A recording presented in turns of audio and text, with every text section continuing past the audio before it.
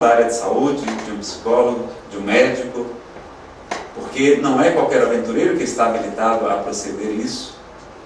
E que a regressão, aqueles estudiosos que buscavam traumas da vida intrauterina ou do nascimento, começaram a acessar vidas passadas.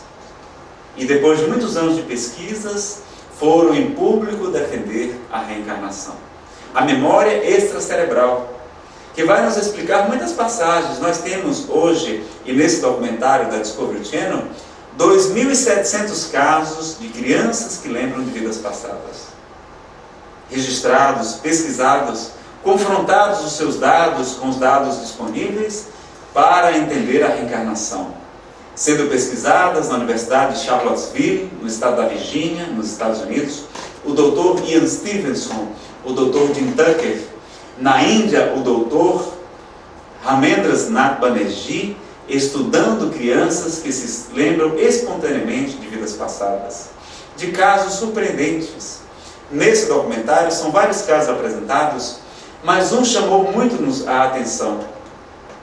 A criança de nome Ian, um menino de apenas 5 anos de idade, branquinho, louro, dos olhos azuis, uma criança belíssima, mas sofrendo de problema no coração. Ian tem um problema na válvula do lado esquerdo do miocárdio e já submeteu a 3 cirurgias e ainda assim não está recuperado. Respira e se movimenta com dificuldade. E ele se lembra de ter sido um policial, de ter reagido durante um assalto em uma loja e ter sido alvejado por bandidos.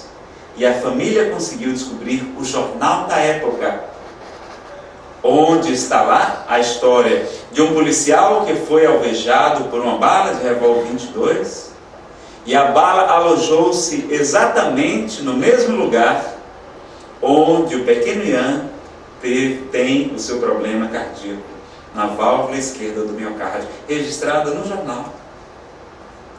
Vários casos. O Dr. Hernani Guimarães Andrade, hoje no Mundo Maior, um dos maiores pesquisadores espíritas do Brasil, para psicólogo, no livro A Reencarnação no Brasil, nos apresenta 50 casos sugestivos de reencarnação. Nos mostra casos, inclusive nós temos fotos de marcas de nascença, cicatrizes, de uma jovem, por exemplo, que se lembra de ter desencarnado por um tiro de fuzil. Chora copiosamente quando é levada a lembrar-se dessa memória. E tem no seu corpo uma marca de bala, atravessando o seu corpo, saindo pela parte de trás, numa trajetória perfeita de balística.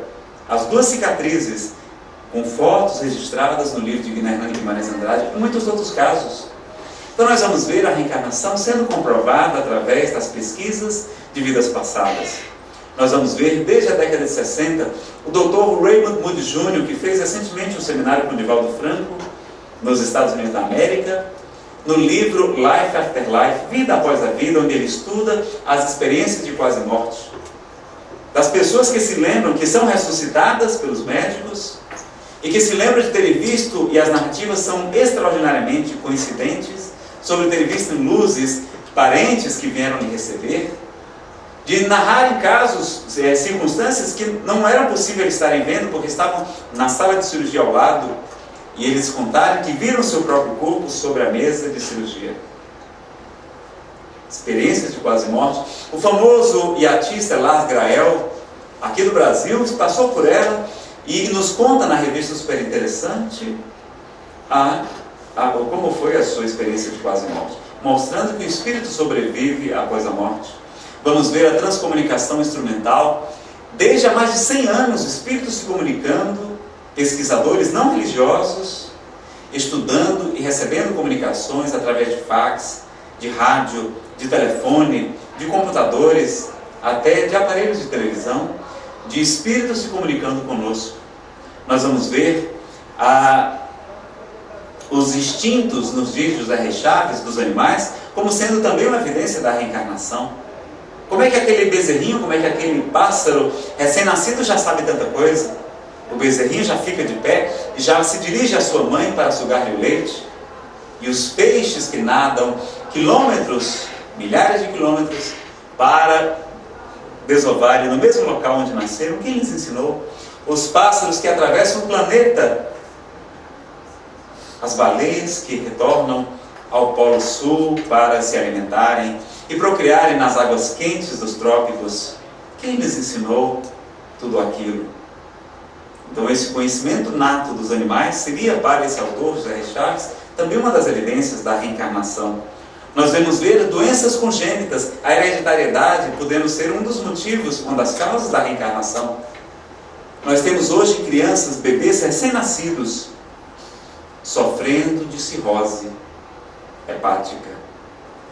Possivelmente ex-alcoólatras reencarnando. Crianças nascendo com efisema pulmonar, com câncer de pulmão.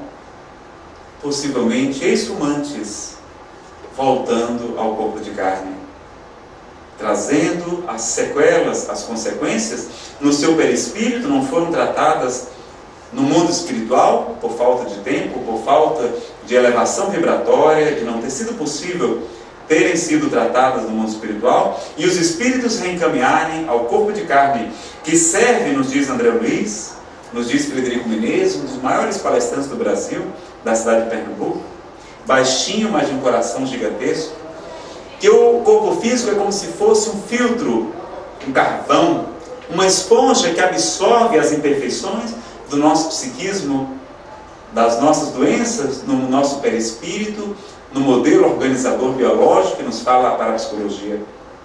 Que muitas pesquisas já comprovam que nós temos um corpo energético, não somente nós, as plantas também, que preexiste e sobrevive à morte do corpo. Então, até a amputação de um braço, de uma folha, o campo energético continua a existir. Pessoas que têm os membros amputados, muitas vezes sentem como se estivessem passando, sentem dores, como se estivessem passando sobre a água, sentem sensações inexplicáveis para os cientistas que acreditam estar a explicação somente no cérebro. Mas nós vamos ver também, por exemplo, os gênios precoces. Crianças que sempre intrigaram a humanidade. Quem lhes ensinou tudo aquilo? Mozart, aos 4 anos de idade, compondo a sua primeira sonata.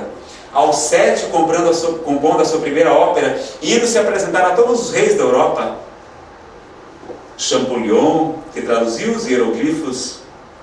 Pascal, um gênio como criança, que com poucos anos de idade já dominava a 32ª proposição de Euclides, um gênio da matemática. Michelangelo, com 8 anos de idade, o maior gênio da pintura e da escultura, o seu mestre lhe dizer: levem essa criança daqui, eu não tenho mais nada para lhe ensinar, ele já é mestre em pintura. Liszt, Goethe, tantos outros gênios que falavam 12 línguas com poucos anos de idade. Como explicar os gênios precoces? As crianças superdotadas, não seria talvez possível que eles tivessem memórias de outras vidas e trazerem aquele conhecimento para os dias de hoje? É a única explicação para nós reencarnacionistas. Então nós vamos ver também que o nosso próprio corpo se renova.